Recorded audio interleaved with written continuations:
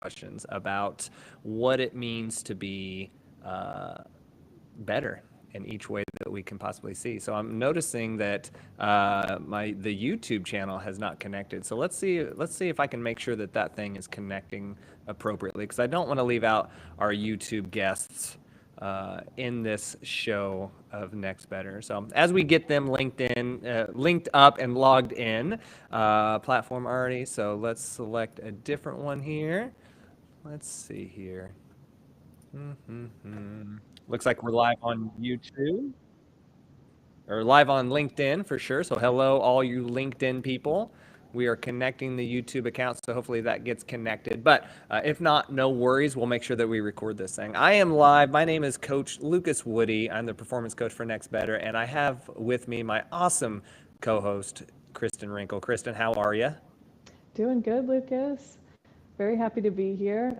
Hi, everyone. I'm Kristen Wrinkle. I'm a mindset coach just looking to grow in my career, and my purpose really strongly aligns with Next Better's mission. So I'm just here to support its journey, and also just here for the same reason as all of you, to learn more from Lucas, who just carries so much insight and explains things so well. So really excited to be in on this conversation and hear all your questions and hear from Lucas. I love it. I love it. And I'm excited to have you on board as well, because every time we talk, we always bring up some really cool conversations, some really cool things to talk about. So I'm excited to have you on board. Thanks for being a part of the journey. Yeah, happy to be here. Awesome. Hey, fun fact. I don't know if you knew this. Today is my birthday. Oh my gosh, happy birthday. Thank you. I really appreciate that. Wow. What's cool about that too is actually 5 years ago today is when Next Better started. So I actually started it on my birthday in the year of 2020, which is always a great year to start new businesses. Rough start. But you know what? The Wow. fact that it was 2020 meant that it only got better from there. Yes. Yeah, good outlook. Yeah. That's So awesome. Wow, lots of milestones on your birthday. That's so cool. yeah, the third fun fact, I shared this with Instagram this morning, is I haven't actually had a full-time job for longer than 5 years. So the ironic piece of talking about career shifts is I shift careers a lot. So if anybody Yeah, knows yeah, about this conversation, then it could be me for sure. So yeah, I'm yeah, excited to have this conversation. We're talking about yeah, career same. shifts today. We're talking about this idea of how do we navigate that conversation, both in terms of early on in our career, but also maybe even in the later stages? Because when you and I, Kristen, first started talking about having this conversation to begin with, I wanted to make sure that we included everybody. I didn't want to disclude anybody. I do obviously work with a lot of students because I do work at Purdue University and I teach entrepreneurship there. So I get to have that conversation a lot with them, and it's obviously a pretty urgent one for them because they're always looking for ways to figure out what they want to do with their life. But I also think it's really important to have this conversation for those individuals who are maybe middle of the run in terms of their career. They've been a little bit more established, but they know they have some room to grow. But also the individuals who are maybe later on in the career, because I've had conversations with all of those individuals. I have clients that are trying to figure out what they want to do with their life, right? And I have individuals who are very newly minted in the career phase and in their new journey into the industry. And there's a lot of similarities. There's a lot of differences in those Mm. different stages in terms of what you're looking for and how you want to approach it, but there's also a lot of similarities in terms of how to navigate. So I'm really excited about this conversation. I know you have some questions which I have not been filled into yet. I kind of like that vibe. That's one of the reasons I started an AMA show, is so that I could get those questions kind of raw and unfiltered. So I'm excited for those questions, and obviously anybody who filters in that wants to ask the questions to learn more about this as well. So why don't we go ahead, and if you are ready, let's see if we can't get a couple questions answered. Yeah, absolutely. Did the YouTube get started? Are they It doesn't joined look in? like it's letting me, because it's let me see here. I'm going to get rid of it. It doesn't look like it'll let me do that. So it's saying it's already connected. It's already a platform, but it's not necessarily letting me connect. So Hmm. um, I guess we're just gonna have to move on without our YouTube friends, because I don't want to delete. I don't want to end the live show and miss out on this opportunity. But um, Next time. we're just gonna have to Yeah, share with them later. So it'll yeah, be yeah, uploaded later on for them. So yeah. yeah. Well, great. Yeah, wanted to start with a question just related to what you're very knowledgeable about, as you just spoke on just whether it be starting out in one's career or wanting to switch career paths. What advice do you have for someone who knows what they would feel most fulfilled doing, but doesn't know where to take that first step? I love that. I love that. So this concept of I know what I want to do in life. I know what would fulfill me, but I'm not necessarily sure if I have the the the exact knowledge of how to go about taking that Mhm, step. yeah, or like has an idea of that big picture, what they want to achieve, but Hmm. no idea how, where to even start breaking it down and where to take that first step to start getting there and to know if it's in the right direction or not. Yeah. So I think there's two aspects to this, two components, right? The first is this concept that we sometimes get misaligned with, which is I can't remember the guy who shared it, but I thought it was so insightful. He thought about himself 10 years from now. Everybody's like, okay, where do I want to be in 10 years? And one of the most ironic things is if we take a look 10 years back, what we will find is that we had no idea what we actually wanted, right? Hmm. We think 10 years back and we go, how could I ever have imagined that I would have known what I wanted out of life 10 years from now? Who I was 10 years ago is nowhere close to who I am today. And so the first step is to recognize that things will change. There's no question about it. You have no idea where you're going to be in 10 years, or you have no idea where your environment's going to be in 10 years. And so it's great to have a general sense of direction, but we don't want to make that sense of direction a cage. We don't want to define it so strongly that when an exit ramp, presents itself, we don't allow ourselves to take that and try a new path and try a new journey. And so that's the first step is recognizing like it's a good to have a general sense of where you want to go, but don't get too caught up in the fact that like things are going to stay the same or that you're going to want the same things in 10 years because it's just not going to happen. So give yourself some freedom to recognize that. I'm a huge strategist. I'm very big into looking into the future. But the challenge with that again is you just don't know. And so I might try to be planning for step X and I'm on step B. And it's like there's way too many steps in between to be thinking too far in advance in that regard. And so that would be my first thing. Then the second thing is to recognize that wherever you are right now is going to give you a tremendous opportunity to step into that vision you have for yourself if you focus on what I call the next better step. It's literally where the name of my company has come from. Like what's the next, like so the very next thing Yeah. and what makes it better than where you currently are. And so you have to ask yourself if you truly know where you want to go, it's a very clear path for you. In fact, one of the things that I work with my clients, what I noticed and what I created in my own model for well-being is that until we know what we want to do with our life, the question of whether or not we're getting better is kind of hard to define because we don't know what better looks like because we don't know where we're going. And so one of the first things is to define that. What does better look like? And I use directional well-being, which I define as do you understand your purpose and do you understand the values by which you can live to fulfill that purpose. Once we know those things, then we can start to answer more of these questions. As a younger individual, that can be harder because we there's so many experiences that we haven't had yet to help us define what matters to us most to let us know which direction we're going to take. But we've had a lot of experiences already. I truly believe that somebody who's in that 19, 20, 21 has a lot of experiences that they can pull from. But they that doesn't mean they necessarily know exactly what they want to do with their career. So they need to constantly be asking themselves, what is it that I have appreciated about my experiences thus far? And what is it that I need to consider as I move forward into the next decision? Two questions that I tell people to ask all the time. In my next step in my journey, and let's just say for our career here specifically, what do I want to keep from what I'm currently doing now? What do I want to keep? And what do I want to leave behind?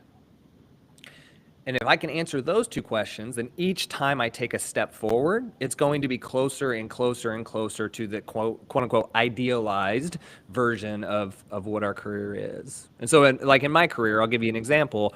When I was moving forward, every time I moved forward, I knew I wanted to keep helping people in some way. right? That's what led me into coaching to begin with. I love the idea of leading and mentoring and guiding and building people. Something I wanted to leave behind is being stuck in the same sort of routine circumstances all the time. The worst places that I've ever found myself in my career were places where I had to be in the same building doing the same thing every single day.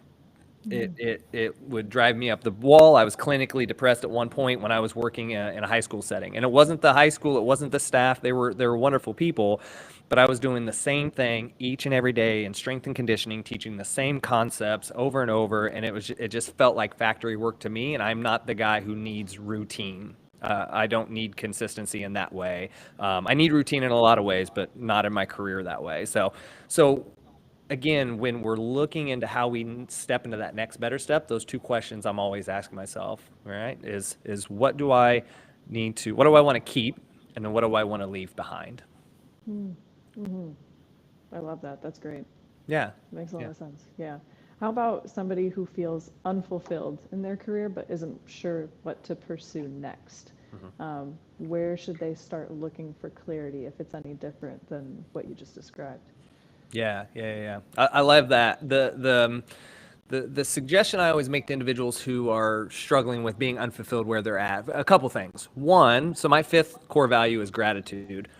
And the reason it's gratitude is because until we're grateful for what we have, we shouldn't really be looking for anything else.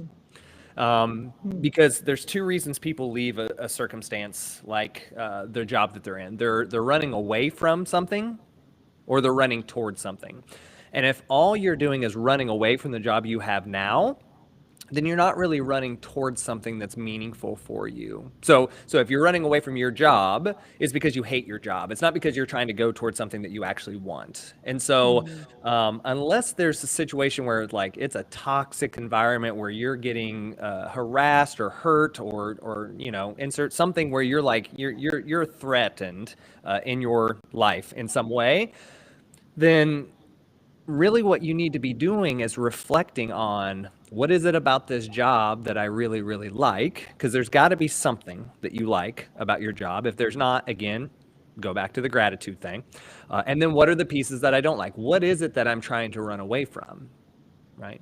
And then once I realize that what I'm trying to run away from and the things that I like, well, now I can start to look for other opportunities where the things that I like are more valued. The things that I like are more appreciated in the culture that I'm looking towards. And I can start to look for opportunities that are a little bit more aligned with that. Way too often, people are spending time just hating their job and trying to get out.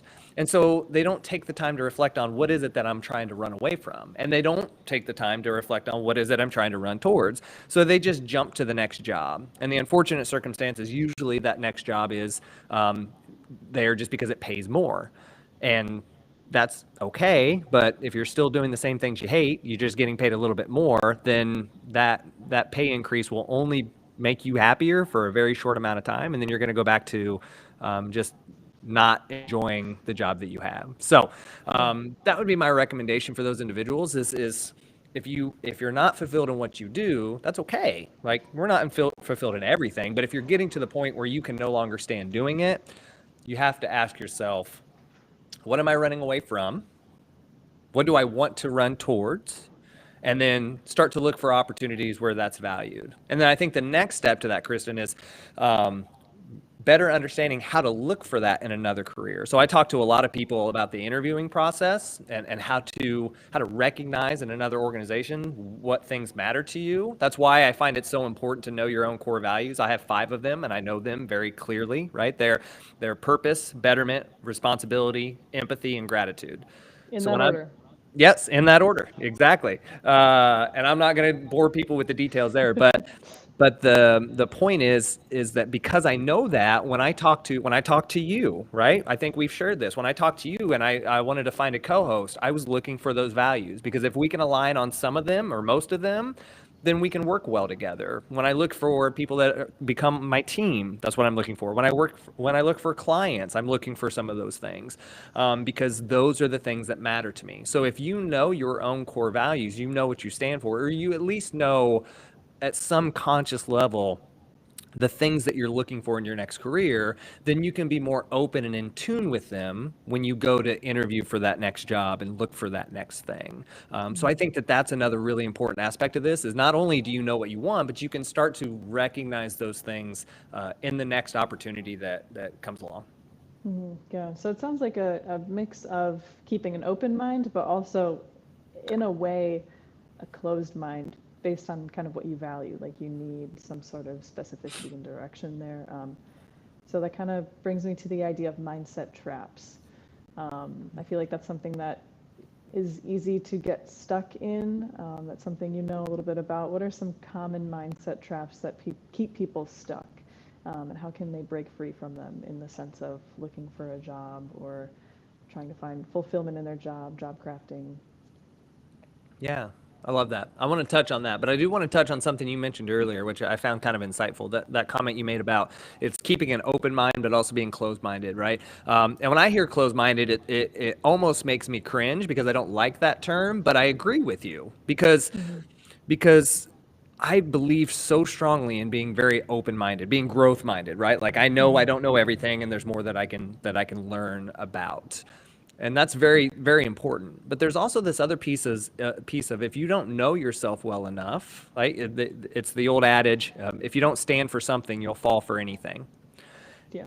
And so you do need to have certain things about your life that you just feel very, very strongly about. Not necessarily strongly enough to hurt other people in the process of doing so, but Arthur Brooks talks a lot about the two questions you really need to be answering to know the meaning of your life is what am I alive for, and for what am I willing to die?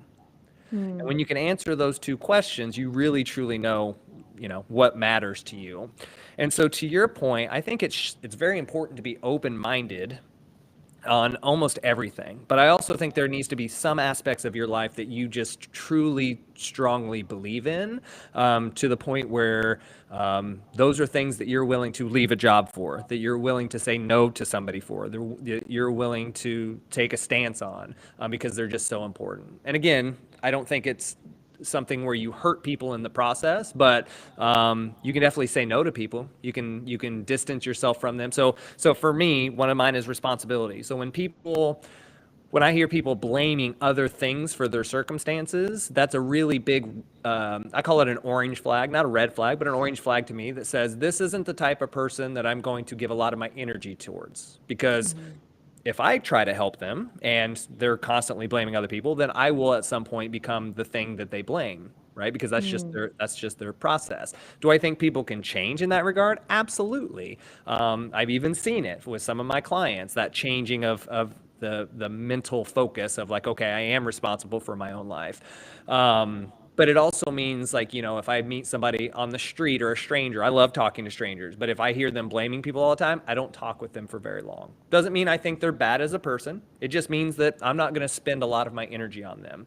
Same with clients, all those things. And so I think it's, again, being open-minded to like, okay, not everybody believes the values that I believe, and that's okay. But it also doesn't mean that I have to spend my energy or my time with those types of people.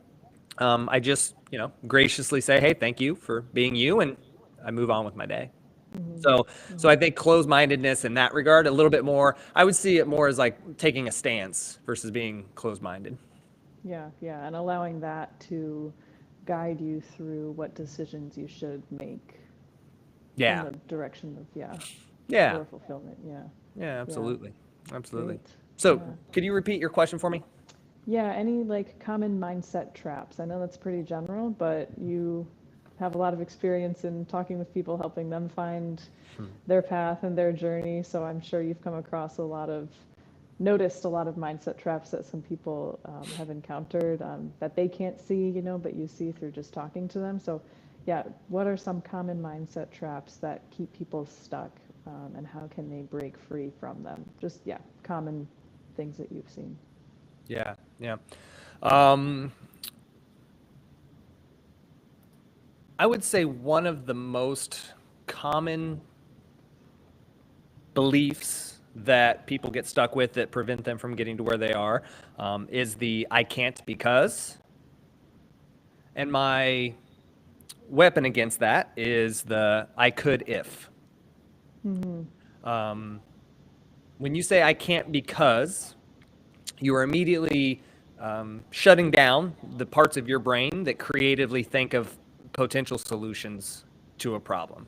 And that problem could be, I don't have the right job. I'm not fulfilled in what I do. I'm not making enough money. I'm not as healthy as I want to be. Whatever it happens to be, we all have problems that we're dealing with.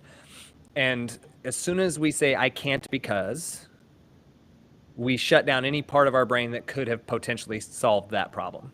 Mm. And so instead, I tell my clients and the people that I work with, every time you say I can't because, or you think I can't because sometimes we reword it in a fancy way that doesn't sound so, pessimistic, but at the end of the day, it's the I can't because, right? So I tell them instead to ask themselves, okay, uh, if you could, how would you do it? And by Mm-hmm. simply offering up that mentality, that question, we start to re-engage those parts of the brain that are creatively thinking about how might we solve this problem. Mm-hmm. And then we start to look for ways to do it. Now, again, they may be just extremely wild, hairy, audacious, impossible methods by which we could go about doing it, but at least we have the capacity to think through the problem solving uh, attributes of trying to figure that problem out. And so can't is actually a word that we don't use at our house. It's one of the only 4-letter words that we don't allow, right? There's a lot of other ones that we let slip, but that one we do not allow, because it's the killer of dreams. It's the destroyer of potential and Mm-hmm. possibility. And so we don't say that, right? We'll That say, explains, yeah. yeah, I say, if you want to say I won't because, great, because that's a choice. Mm-hmm. You're Mm-hmm. choosing not to do it at that point. But I can't because implies that you're powerless in some way, shape, or form, and it's just not true. Mm-hmm. There may be a lot of obstacles in your way, but again, if you say I could if, then you start to figure out what those obstacles are. Yeah. Yeah, that's great. Are there any other common mindset traps? As it pertains to, I want to try to keep it on the realm of careers, right? As it pertains to that, one of them is it's the way I've always done it, right? So like, it's kind of the idea of sunken costs. Like I went to school Mm-hmm. for 4 years for this. Like I tell people this all the time. I tell my students, my first degree was wildlife biology, and now I teach entrepreneurship, and I'm a coach and a consultant for businesses and organizations. So your degree doesn't define you. And so we get this idea of this sunken cost of, well, I went to school for 4 years and I don't have that skill, I don't have this, I don't have that. And so we think that because we started down this path, it's just the way that it has to be. Mm-hmm. So that's one of the problems that I have found people struggle with in their careers and in their lives, is they just think like this is the way I've always done it, or this is the path that I've taken, and so I can't venture off into something new. It's that 4-letter Mm-hmm. word again. So Mm-hmm. that's a piece of it, and just Mm-hmm. recognizing you could literally start anything tomorrow and become very, very good at it very, very quickly. Mm-hmm. And all it takes is a little extra effort outside of the place that you currently find yourself, right? So Mm-hmm. if you work a 9 to 5 or whatever it looks like, even if you work 60 hours, you still have many dozens more hours where you could put in some work to change your circumstances. Mm-hmm. So that's another one that I think people can sometimes struggle with, is that sunken cost thing. I've already done so much; it would take so much work to get out of this. And the question, Mm-hmm. and really, the truth of the matter is the amount of work it would take for you to change your circumstances is drastically less painful than staying in the suck that you currently are feeling because you don't have the life that you want. Mm-hmm. And it's so easy to just want to stay doing the same thing since you've always done it. And just it's a habit, and then it becomes automatic and you don't think about it. And then a best practice turns into something really old that probably doesn't is not the best practice anymore, but still has that label. How do you encourage rethinking then? That is something that's so hard. I mean, talk about a mindset trap. I mean, that is like you can't even see a way an outside perspective on your way of thinking because it's been going on for so long Mhm. with regards to your career or whatever practices you have in life. So what are some suggestions for somebody who doesn't have a coach to encourage rethinking? Sure. A couple things. One is to recognize that the way that you're thinking has a dramatic impact on your life, right? We have up to 60,000 thoughts in a day. The research varies on whether it's 6,000 or 60,000. Either way, that's a lot of reps. And anywhere from 80 to 90% of those reps, those thoughts are thoughts you had yesterday. So pretty unproductive unless you're living the life that you want, right? And of those thoughts, 80 to 90% of them are negative thoughts because we're wired to see negatively. And so right? And so to pretend like your thoughts are not impacting your life is just asinine. You can't even fathom how impactful your thoughts are, right? Until you recognize those things. So the first one is just to recognize that your thoughts do shape your reality. They really do. And so that's step one. And then step two is you mentioned if they don't have a coach. My suggestion is this: get somebody who isn't you to check yourself. Find somebody that you can trust. Find somebody who you can lean into, who's living a life similar to where you're trying to get to. And I don't mean in all ways. Nobody's perfect. That's one of the biggest regrets I had, or not regrets. That's one of the biggest struggles I had when I was growing up. Is when I was looking for mentors, I was looking for the perfect one. And so then I would sabotage them when I would say, "Oh well, they're flawed in this way or that way, whatever." We're all human. Right? We don't look for the perfect mentor. Look for somebody who is doing it better than you in the realm that you're trying to improve on. And then you can learn from them in that regard. So I have people in my life that are really good with finances, and I learn from them in finances, but maybe their family life isn't as great. That's okay. I'm not going to judge them, but I just recognize that's not the part I'm going to emulate, right? And then I have other people who are great at like chilling and relaxing and hanging out, right? And that's great. I'm not always that way, but it reminds me to slow down and enjoy life a little bit more and be a little bit more present in the moment. So I respect them for that. Then I have people who are more physically fit than me, and so they're kicking my butt all the time. We're doing jujitsu and they're choking me out and I'm getting mad, and then I remember, hey, like this is why you hang out with those people, right? And so it's finding people that you respect, that you admire, that align with more of who you want to be, so that when you are around them, you can see what they see, you can hear what they hear, you can think, you can hear a little bit more of their thought processes and how they look at life, and it checks you against that little echo chamber of your own brain that you live in, that doesn't hear other voices, that doesn't get the opportunity to see things in a new light. And you try to be around those types of people, right? Now, the big thing here is don't be an energy suck. Don't be an anchor to them, because people that are doing well don't want to be surrounded by people who are not doing well. So don't come into that environment and just think that you're going to be a vampire and you're just going to suck all their energy out, because what will end up happening is they will do the exact same thing that you're trying not to do, which is they're not going to hang around people that are not trying to be better. So you have to also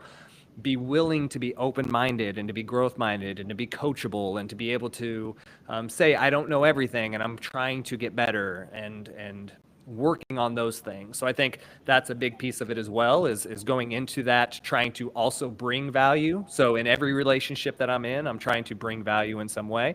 So I'm asking myself, how do I do that in a way that benefits them as well, right? I want to be a good jiu-jitsu partner. I want to be someone who can talk about money in a healthy way and provide value and insights in a way that makes a lot of sense. For instance, I have a mentor who helps me with my coaching, and he was a coach for Disney. So he literally helped coaches get connected with executives at Disney. So we're talking pretty high level stuff, right? And so he mentors me. And in return, I also provide insights for him, because I have a lot of knowledge and experience in physical wellness. And he's a fit guy, but he always wants to learn and grow in more things. So even though he has so much value that he can bring me, I try to bring value with him. And so that's another piece of this whole conversation that I think is important for the career aspect, is you have value in some way, right? Emerson said, every man is my superior in some way, and in that I learn from him. And so you have to remember that you do have value and you can bring value to people and that you have something to share with the world, but you have to lean into that and you have to be grateful for that so that you have it to give more of. Those are the important aspects of this that I think people sometimes forget is we have to be open to the idea that we can bring value to the world, and we do have something to share, and we got to put ourselves in places where people can appreciate that. Mm-hmm. Nice. Yeah. How important do you think it is to seek mentorship or, people who know more than you do in the field of like the career that you're looking towards? It's right up there with remembering to breathe in the morning. Yeah. Yeah. And I mean actual, like any breath. And I'm not talking deep. Like it is up there with, you got to eat, you got to drink water, you need guidance. Nobody, I dislike vehemently, I won't say the H word, but I dislike vehemently this self-made persona, the people who say I made it on my own. It's not true in any way, shape, or form. It's not true. Yeah, you probably had a lot of haters, whatever. That's fine. Everybody has haters, right?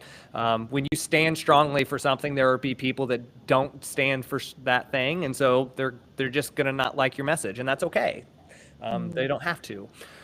But nobody ever makes it on their own. If you become a functioning adult, at some point somebody took care of you. You were a baby at one point, right? So no matter what, you had help. And so the best of the best, I tell this to everybody, coaches, the best people in the world have coaches, right? Peyton Manning had a coach, right? Like the best, Tony Robbins has mentors, and Tony Robbins is a mentor. So you have to have people in your life that pour into you and that you can help pour into. I think it needs to go both ways, because it's if you don't have somebody helping you down the road, and it doesn't have to be formal. I did a blog post on my blog that talked about like the different types of coaching. So there's coaching, there's advisors, there's consultants, and there's mentors, right? And there's and that can be in a formal setting or an informal setting, whatever. I think I've told you this before. I coach people all the time that don't even realize I'm coaching them, right? Because I can't shut it off. And so it doesn't have to be in this formal setting, but you do have to have people that are pouring into you, that have experience, that can share their life experiences so that you can grow and you can learn. And I think that that's so important in your career and just in life. So especially when you're going through a career transition, having somebody else to challenge your preconceived notions or encourage you or whatever can be really insightful to helping. I'm working with somebody right now who it's just a mentoring thing. It's a friend of mine who I work closely with was like, hey, my son's working on some stuff and he's trying to get a career change. So I helped him. One of the first things I had to do was to help him realize like he was worth it. Like he had so many skills. He had been working in the same place since he was 15 years old.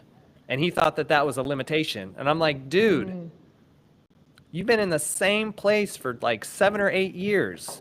Do you know how much people are just like craving that type of loyalty? That's huge. That's an asset for you.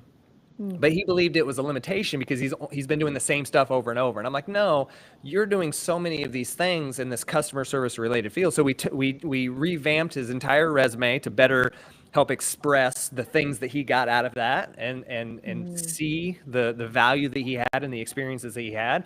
And as a result, he's now moving on into new positions and trying new things and getting himself out there. And we also looked at, there's a huge issue right now, especially in the younger generations of interviewing, because interviewing has become so AI oriented and like slam your resume into thousands of different places.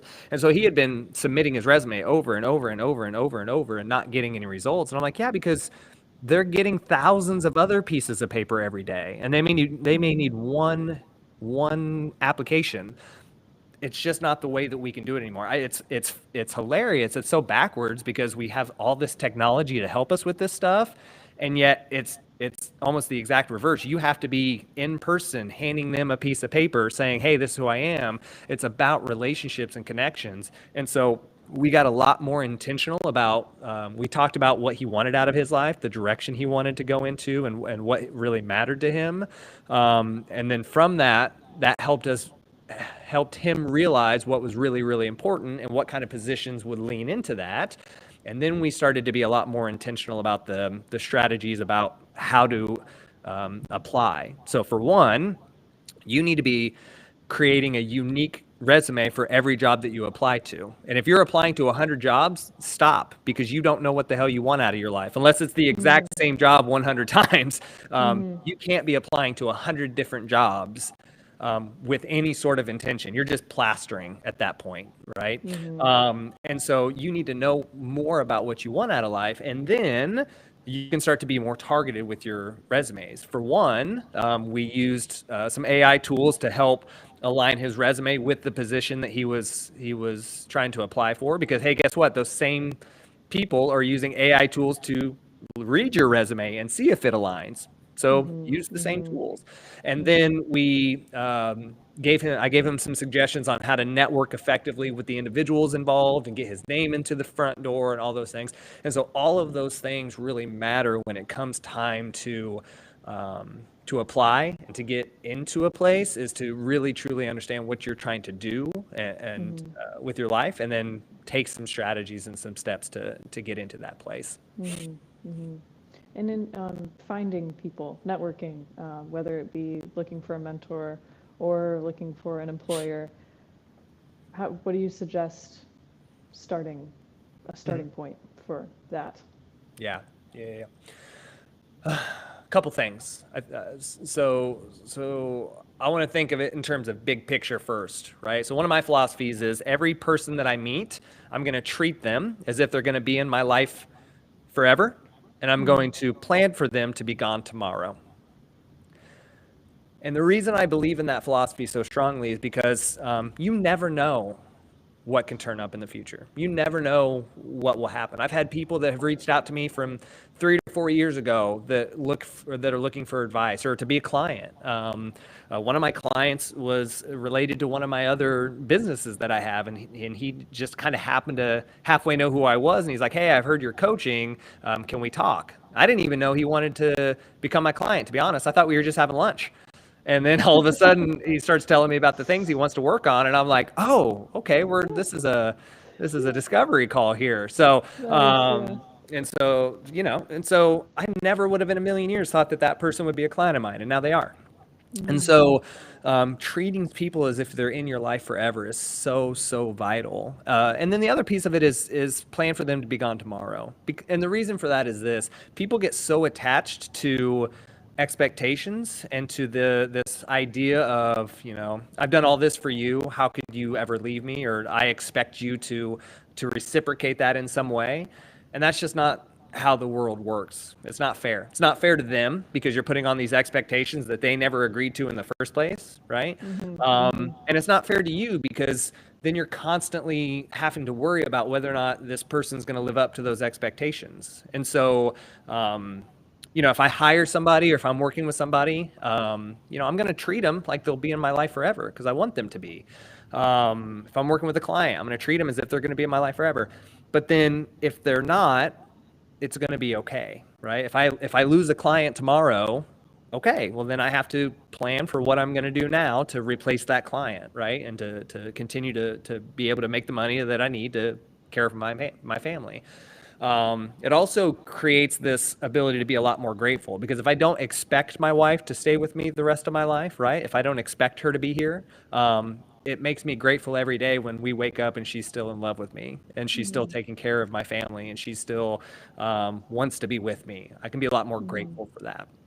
So I think that's kind of overarchingly what we need to consider, because you never know where your next opportunity is going to be from. You never know the next person that you're going to connect with. I had another situation where I was at a med tech expo for a company that I mentor, Plug and Play. So I do advising for businesses, right? So they can hire me to be an advisor for their company. And I love doing that for startups, because it's just a fun environment to be a part of.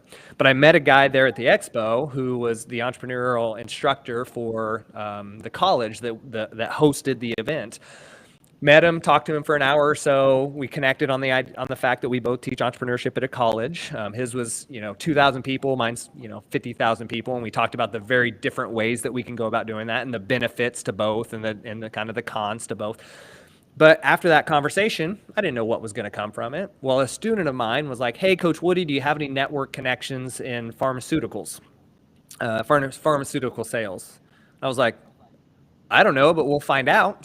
So I went on LinkedIn and I said, "Hey, do I have any connections here?"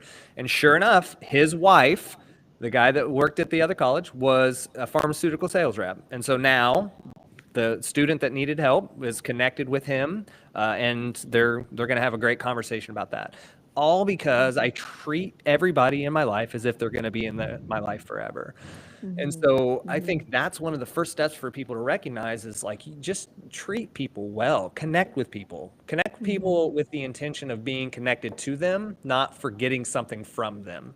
And then once you can do that, then you can start to open up your door to a lot of other opportunities. Now you can start to be a little bit more intentional about what you want to get from people. So then the next step becomes be really intentional about what you're trying to get from a relationship. For instance, I tried to be very, very clear when we met, like what I thought that this could be, right? Like I want you to be my co-host because I think these things about you. I think you're an up and coming coach. You have a lot of phenomenal mentalities about things. We align on several of our core values, and I believe that there's value that you can get. So being intentional about the relationships that you're building, if you're going to go deeper than just a surface level, and always be looking for the win-win in the situation, right?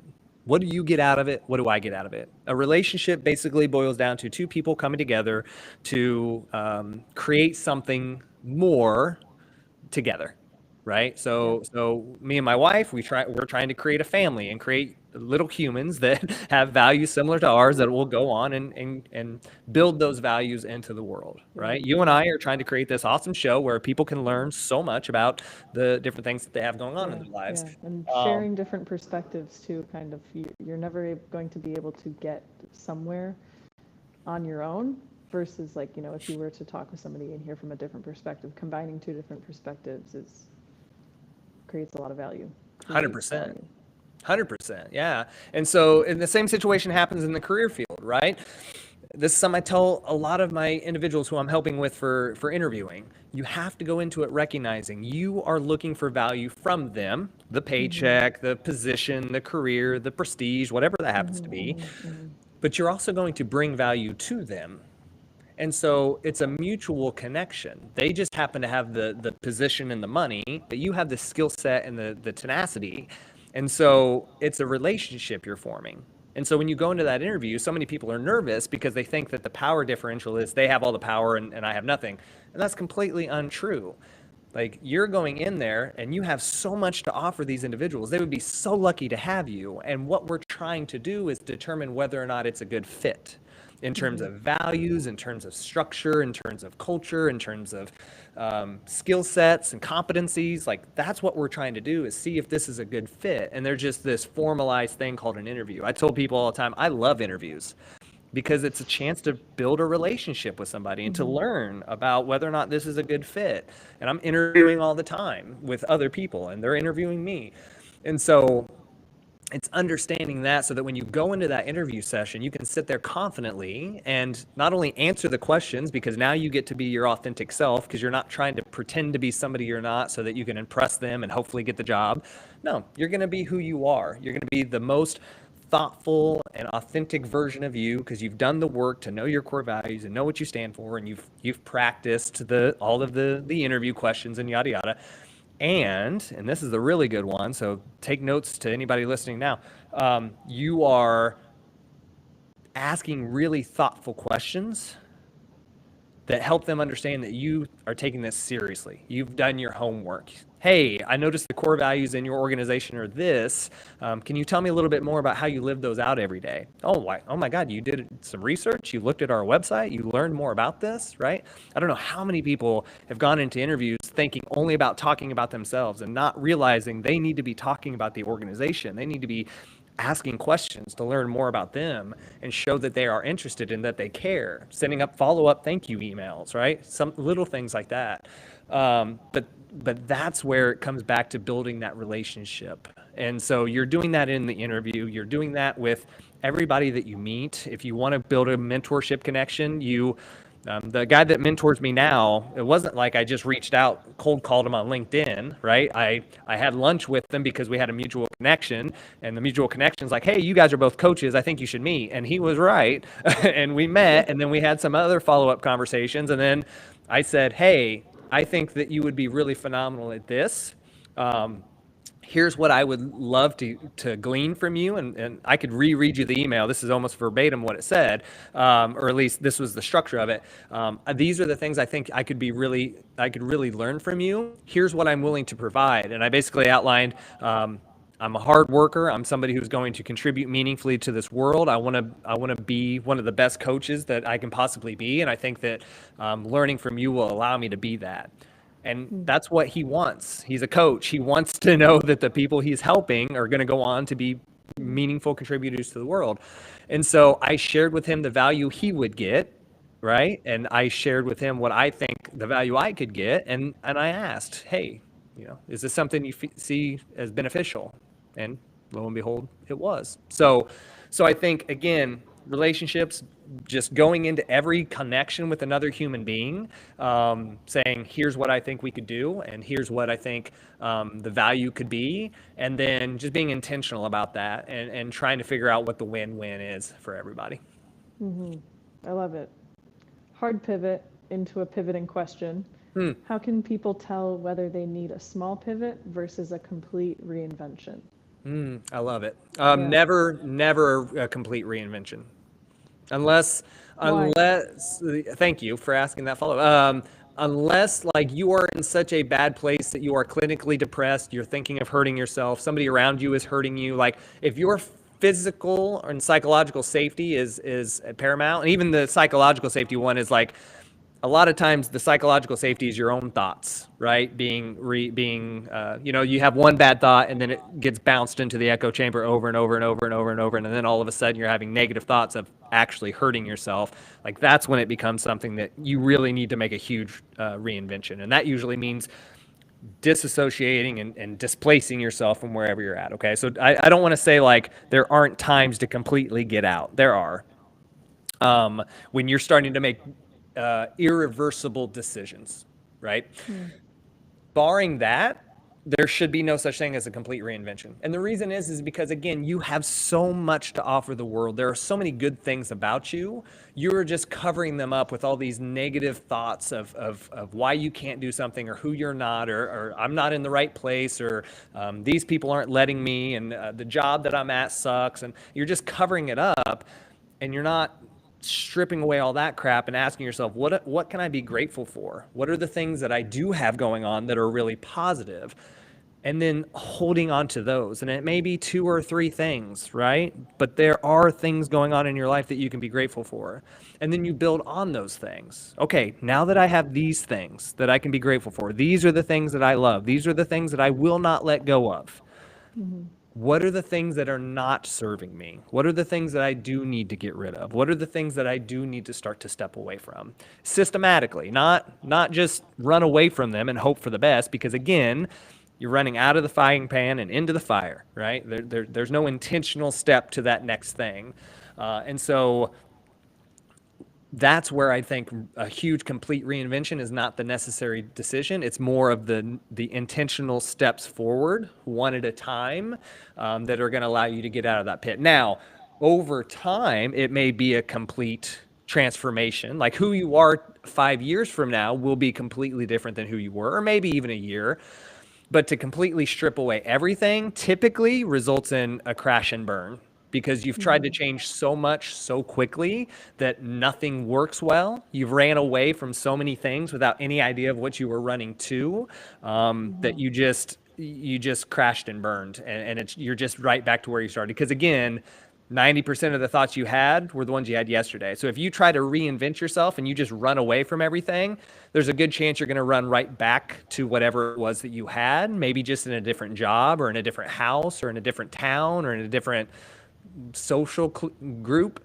But you're probably going to find yourself in the same situation because you didn't take intentional steps to get out of the circumstances that you are in right now. And so I think that's so impactful. And so as it pertains to your career, I think those are the important things to keep in mind. Don't run out of your career until you know what you're running to. Again, barring some sort of physiological threat, right? Even bad cultures, you can distance yourself. You can disassociate yourself from the gossip and all the crap long enough to do your job, keep doing what you need to do, because you don't want to burn bridges and you don't want to, if you go to your next job and talk about how crappy it was, you're probably not going to get that job because because again, you are a part of this process. So continue to do your job really, really well so you can sleep at night and you can trust that the next job you get, you can say, I did my job really well.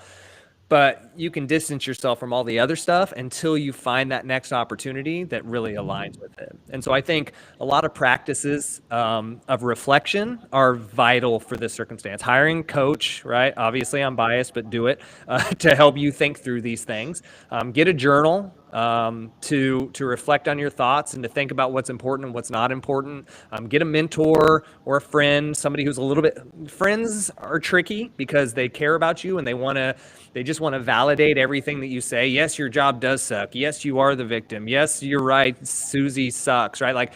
But that's not helping you get out of the circumstance you're in. That's just validating the crappy thoughts you're already having. So reflection is a really big piece of this so that you know what that next thing is that you want to jump into. So that's my thoughts on it. What about pivoting? What's the difference then from complete reinvention? That's not a good thing to do because chances are you might, you're on the right track. You understand what your values are, but so you don't need to completely reinvent where your career is headed. But what would a pivot look like if you're not happy in your career? You know what you want to run away from. You have an idea of what you want to run towards, or don't know. What does a pivot look like when you're still in that situation? Yeah. So I will preface it with this. You mentioned, I kind of know my values and what is important to me. I would argue that most people don't. I hear this all because people say, yeah, I have values. They're important to me. List them. Tell me what they are. Write them down right now, right in front of me. They couldn't do it. And if they do have values, it's typically integrity, honesty, discipline, just generic, what I call posters on a wall values, right? When I work with my clients, we know our values, but we also know that the why, the how, and the what's. Why is this important to me and the world? Because they have to be universal. You have to think that they're so important that everybody should live by them. That doesn't mean you try to force people into it, but you recognize that everybody could benefit from them. It's not just something that benefits you because it helps you, right? The how do you live by that value? Like what are the processes by which you live by them? And then what are the what's? So what is it that you do daily that lives into that, right? And so I don't think people know their values as strongly as they might claim. If you do, then you do. So those aren't the people I'm talking to. It's the ones that if I said, what are your values and this, and if they said, I know my values, and I said, list them, they wouldn't be able to write them down. So that would be the first thing. Write them down. And if you don't know how, find some help because that does take some deep searching. And that is not something people can typically do in an echo chamber by themselves. So that would be the first thing is really truly challenging that assumption of I do know what I want to run towards. But if you do know that, then it becomes so much clearer. In fact, that's one of the reasons I do the work that I do is because once that piece is clear, then it's so much easier for us to go, oh, this is why this thing at work bums me out all the time. Oh, this is why those people and I don't get along. Oh, here's why this work feels busy to me and I don't feel rewarded by it. Oh, this is why I don't like my boss, right? It becomes so much more clear. And then you can start to say, the next job that I have, I want to make sure that my boss is like this. And those decisions just become so much more easy. And so then the pivot simply becomes the next time I go somewhere, because a pivot is I'm going from one place to another, but the next place isn't directly aligned with where I'm at now, right? That's the idea of a pivot. Instead of a straight line, it's turned to the side slightly. So the pivot is this: whatever my next decision is, whatever I decide on has to be slightly different in a good way than what I'm doing right now. But if we don't know what better looks like, if we don't know what it is we're running towards, then we're probably just going to run straight into, instead of pivoting, we're going to run straight into what we already have, but maybe for slightly more money, because that's usually the reason people leave. It's like, well, I'll just leave this job and go to the next one for slightly more money.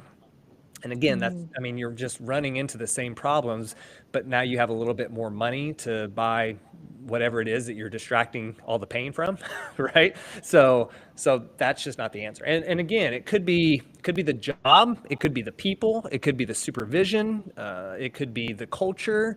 There's so many things that you could dislike about your job, but do the work necessary to figure that out before jumping into the next thing. Or I tell people all the time, I could go flip burgers if I really had to, right? Like my dream job, if I didn't do this, would be to be a waiter at like a 5-star restaurant, like one that like they do like one table at night, you know what I mean? Like they only serve for like 2 hours and then like that's it. And I would just give the best experience to those people whatsoever. It'd be so simple. Like I could go and do that. There's no problem.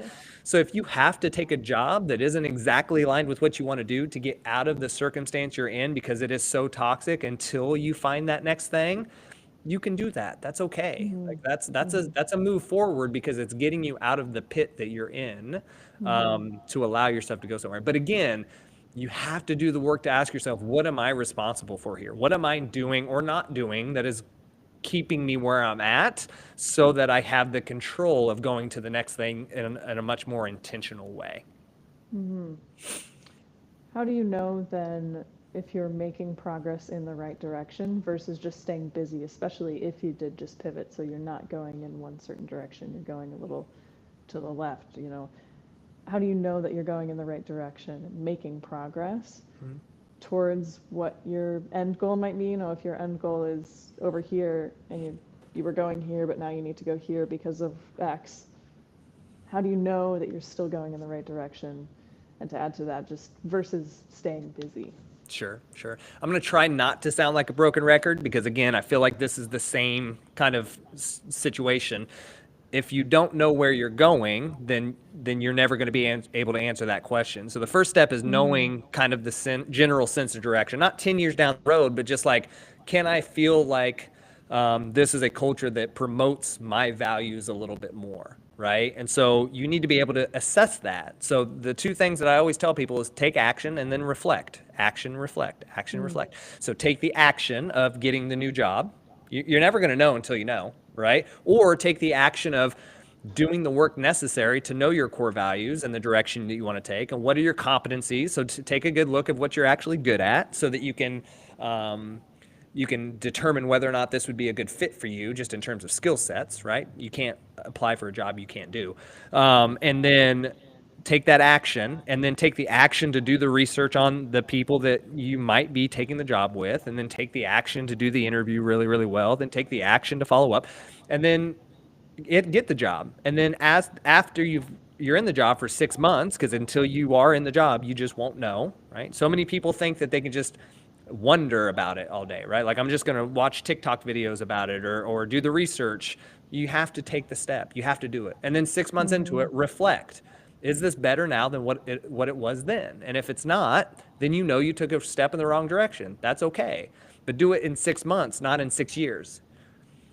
That reflection piece is what allows you to understand whether or not you took the step in the right direction. And so that's the piece that a lot of people miss out on, that they need to start to lean into just a little bit more. So, and an eye on time, we're at 59 minutes. So this was great. This was a great conversation. 100%. I love this. So here's what I would suggest to the people that are still listening. It is my birthday, so I want to give you a gift. So if you've listened to this show and you've liked it and you want to take that opportunity to take action reflection. So I've built a journal that is designed around that exact thing, right? Taking action throughout the day and reflecting on it. And so this journal is built for high achievers who want to continue to reflect on their life and better it every day. So there's daily journaling reflections.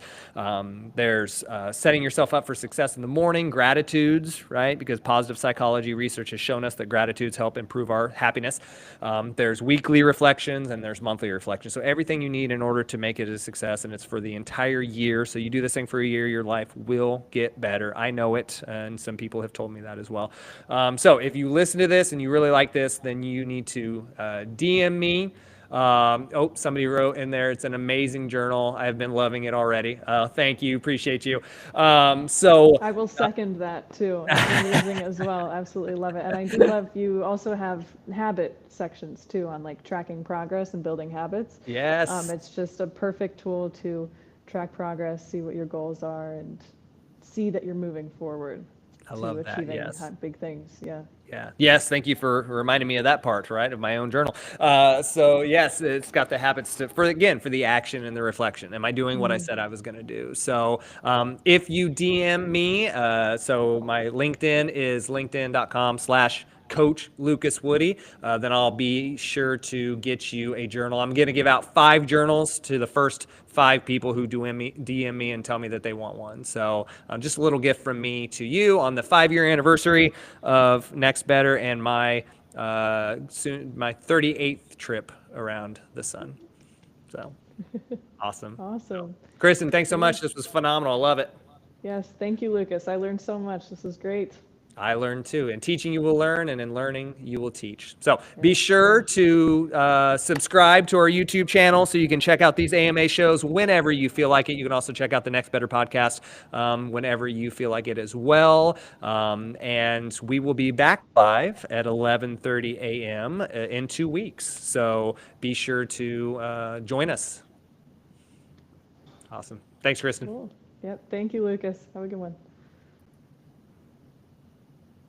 Awesome. Cool. Yeah.